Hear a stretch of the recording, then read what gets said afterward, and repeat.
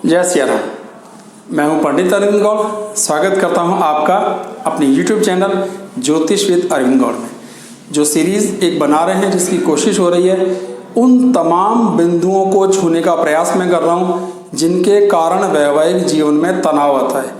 ये बिल्कुल ज़रूरी नहीं है कि तनाव का अर्थ तलाक हो जाना, संबंध विच्छेद हो जाना या किसी एक की मृत्यु हो जाना ज़रूरी है। हमारा कोशिश ये है क्या वजह होती है, क्या कारण होते हैं कि आपसी अनबन होती है इतनी कि वो अलग अलग रहने के लिए भी मजबूर हो जाते हैं या बड़ी लंबी लड़ाई लड़ना शुरू कर देते हैं। तो सिर्फ ये समझने की कोशिश हो रही है कि क्या क्या बिंदु होते हैं। 6 बिंदु मैं पहले आपको बता चुका हूँ, 6 सूत्र पे चर्चा हो चुकी है। थोड़ा थोड़ा उसका रिवीजन भी आज कर लेंगे। और आज जो नए 3 सूत्र मैं बता रहा हूँ वो हैं कि लग्नेश और सप्तमेश को संधि में नहीं होना चाहिए, लग्नेश और सप्तमेश को अस्त नहीं होना चाहिए। जब सूर्य के किसी सीमा से अधिक, सूर्य के एक लिमिट से ज़्यादा अधिक कोई भी ग्रह आ जाता है तो वो अस्त हो जाता है। अस्त के ऊपर पहले भी मैं बहुत सारे वीडियो बना चुका हूँ, उस वीडियो का लिंक भी मैं आपको दे दूंगा, आप उसे डिटेल में भी देख सकते हैं। पर मैं ये टेबल आपको अभी स्क्रीन पे दिखा रहा हूँ कि कौन सा ग्रह सूर्य के कितने आगे और पीछे होने पर अस्त हो जाता है। तो अगर लग्नेश या सप्तमेश में से भी कोई सा ग्रह अस्त है तो वो भी परफॉर्मेंस में दिक्कतें देता है, वैवाहिक जीवन के सुखों में दिक्कत देता है। तीसरी एक चीज होती है संधि। संधि थोड़ा कॉम्प्लिकेटेड विषय है समझाना। हर सॉफ्टवेयर में मोस्टली जन्म कुंडलियां जो भी बनाते हैं सॉफ्टवेयर, उसमें संधि या निरेन चलित कुंडली या चलित कुंडली बना के दी जाती है।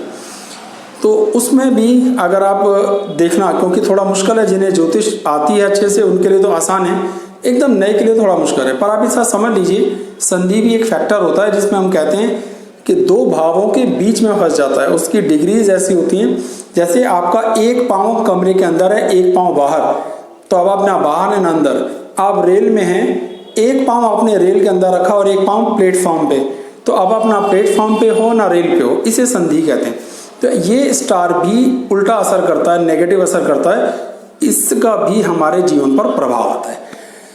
तो इस विषय को भी देखेंगे।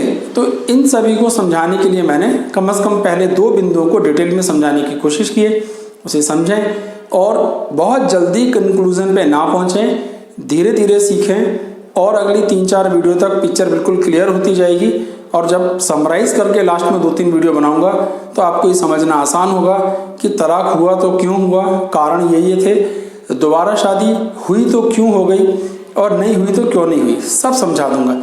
आराम से चलें। कोशिश यही है कि प्रतिदिन एक एपिसोड बना के डालूं और जिससे कि आपको उसका लाभ हो। जो रूल हम अभी तक पढ़ चुके हैं वो हैं, सूत्र पहला, सप्तमेश को नीच राशि में नहीं होना चाहिए। दूसरा सूत्र हमने सीखा था, सप्तमेश को 6, 8वें, 12वें भाव में नहीं होना चाहिए। तीसरा सूत्र, 6, 8वें, 12वें भाव के स्वामी को सप्तम भाव में नहीं होना चाहिए। चौथा सूत्र था, पापी ग्रहों की दृष्टि या युति सप्तम भाव पर नहीं होनी चाहिए। फिर एक और था कि सप्तमेश और लग्नेश को एक दूसरे से 6, 8वें और 2 और 12 द्विद्वादश नहीं होना चाहिए। और आज जो हमने 3 सूत्र पढ़ने हैं वो हैं, पहला, आज का पहला है लेकिन कुल मिलाकर के हो जाएगा ये 6वां सूत्र, लग्नेश और सप्तमेश को अस्त नहीं होना चाहिए, पाप कर्तरी में नहीं होना चाहिए। लग्न भाव, सप्तम भाव, लग्नेश और सप्तमेश चारों की बात हो रही है, और लग्नेश और सप्तमेश को संधि में नहीं होना चाहिए। अब इन्हें डिटेल में एग्जांपल्स में अभी देख लेते हैं। पहला एग्जांपल लेते हैं। क्या समझना है हमने इसके अंदर, ये पहला भाव है और इसके भाव को, इसे हम लग्न और इसके स्वामी को कहते हैं लग्नेश। 9 नंबर धनुराशि, धनुराशि का स्वामी हुआ गुरु, वो ये रहा। तो ये तो बिल्कुल ठीक है, पाप कर्तरी में नहीं है। अच्छा, अब 7वां भाव हुआ मिथुन, मिथुन का स्वामी हुआ बुध।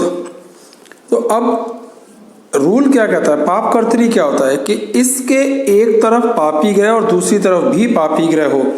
जब 2 पापी ग्रहों के बीच में कोई ग्रह होता है, इसमें शुक्र भी, सूर्य, बुध सब पे आएगा ये बात, तो उसे पाप कर्तरी दोष कहते हैं। राहु और शनि या राहु और मंगल, कैसे भी आप चाहे इसे ले सकते हैं, पर यहाँ राहु और शनि लेना ज़्यादा अच्छा है क्योंकि ये सबसे कठोर कालसर्प दोष बना, कालसर्प नहीं, पाप कर्तरी दोष बना।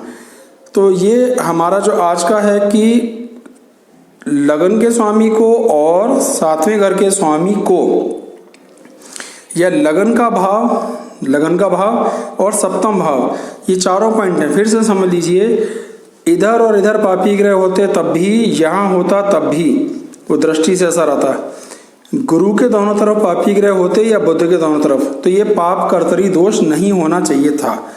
अब हमारा सबसे पहला जो वीडियो था जिसमें था कि सप्तमेश को नीच राशि में नहीं होना चाहिए, इसमें वो रूल भी लागू हो गया। सप्तम भाव पर पापी ग्रहों की दृष्टि नहीं होनी चाहिए थी, शनि की भी है और राहु की भी दृष्टि इस भाव पर पड़ती है। तो इसमें बताए गए आज समेत जो कुल 6 रूल बताए उसमें से 3 रूल लागू हो गए। अच्छा, अगला देखिए, मकर लगन है, लगन के स्वामी है शनि, और ये स्वामी हुआ आपका कर्क, इसका स्वामी हुआ चंद्र। एक तरफ केतु, एक तरफ शनि, तो सप्तम भाव के स्वामी सप्तमेश पाप कर्तरी दोष में चला गया। अब रूल क्या कहता है कि हमारा कि सप्तम भाव में पाप ग्रह नहीं होने चाहिए हैं। सप्तम भाव में 6ठे, 8वें, 12वें भाव के स्वामी नहीं होने चाहिए, ये रहा सूर्य। तो इसमें भी 3 योग हमारे लग गए जो विवाह के क्वालिटी को खराब करते हैं। मैं जितनी भी ये 6 कुंडलियां आज आपको दिखा रहा हूं, इन सभी का तलाक हो चुका है। पर अकेले एक कारण कोई आप परफेक्ट ना मान के चलें, और भी बहुत सी वजह होती हैं। धीरे धीरे जब और 2-4 वीडियो बनेंगे तो आपको क्लियर हो जाएगा कि क्या कहानी है। ये पॉइंट आपको क्लियर हो गया होगा। एक और एग्जांपल है, ये कुंडली है, डेट और टाइम ये लिखे हुए हैं, पुरुष हैं, 28 जुलाई 1989 सुबह 7:03 दिल्ली, और राशि है यहाँ पे मकर, मकर का स्वामी शनि। तो शनि और राहु के बीच में ग्रह आ गया, ये दृष्टि इधर और इधर इस तरह से पड़ती है, तो इस हिसाब से लगन भी यहाँ पर हो जाता है। तो इस भाव को पाप कर्तरी दोष नहीं बनाना चाहिए था, पर यह भाव पाप कर्तरी में आया और लग्न दृष्टि पाप कर्तरी में गई। इसकी दृष्टि यहाँ पड़ेगी, इसकी दृष्टि यहाँ, तो ये भी विवाह के लिए अशुभ बात बनती है, ज़्यादा बढ़िया बात नहीं है।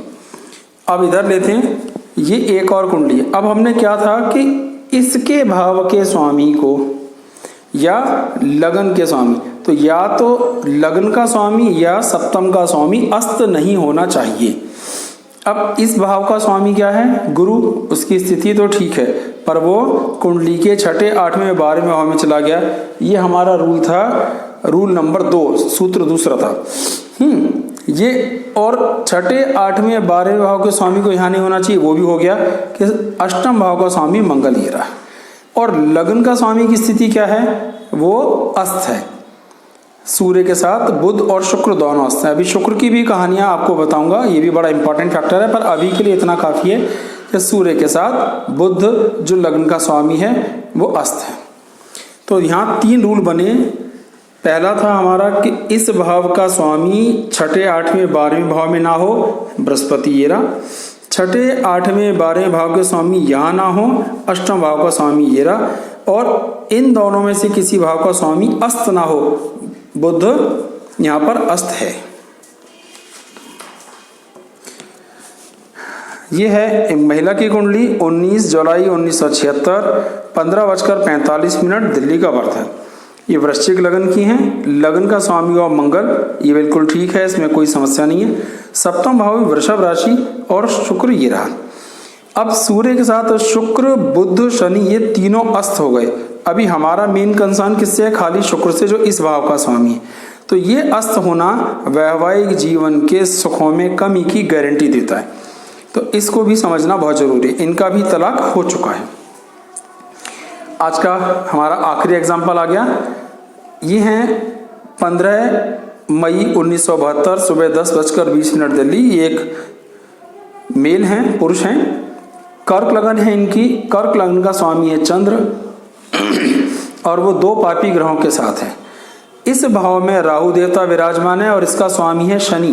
अब देखिए सप्तम भाव का स्वामी मकर राशि बना शनि सूर्य के साथ हो गया पूर्ण रूप से अस्त। और यही हमारा आज का सूत्र है कि लग्नेश या सप्तमेश को अस्त नहीं होना चाहिए, पर वो अस्त है। अब एक चीज और होती है, दो सूत्र तो मैंने बता दिए, तीसरा सूत्र होता है कि लग्न का स्वामी या अष्टम का स्वामी, जैसे इसमें लेते हैं, उसे संधि में नहीं होना चाहिए। संधि मतलब जैसे अगर यहाँ पे मंगल 11वें और 10वें भाव के बीच में फंस जाता तो इसे हम संधि कहते हैं। संधि निकालना थोड़ा कॉम्प्लिकेटेड है, पर आमतौर पर कंप्यूटर में जितने सॉफ्टवेयर होते हैं उसमें वो पोजीशन क्लियर दिख जाती है, तो उसका अंदाज़ा लगाया जा सकता है। तो संधि सहज नहीं है, जर्नल प्रैक्टिस में इसका इस्तेमाल नहीं करते, पर इसका असर भी होता है। तो केवल मैं इस सूत्र बता दे रहा हूँ कि सप्तम और लग्न के स्वामी को संधि में भी नहीं होना चाहिए, ये भी वैवाहिक जीवन की क्वालिटी को खराब करता है। मुझे उम्मीद है आपको ये वीडियो पसंद आया होगा, आप इसे देखें, आगे शेयर भी करें। कोई ऐसा बिंदु जो आपको क्लियर ना हुआ है तो वो आप मुझसे कमेंट बॉक्स में पूछ सकते हैं, मुझसे जितनी सामर्थ्य होगी मैं उसका उत्तर देने का प्रयास करूंगा।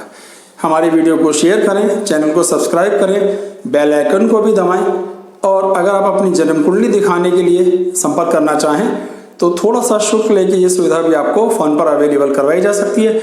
मेरा व्हाट्सअप नंबर आपके स्क्रीन पे फ्लैश हो रहा है, आप उस पर संपर्क कर सकते हैं, आगे की जानकारी आपको दे दी जाएगी। बहुत बहुत धन्यवाद। जय सिया राम।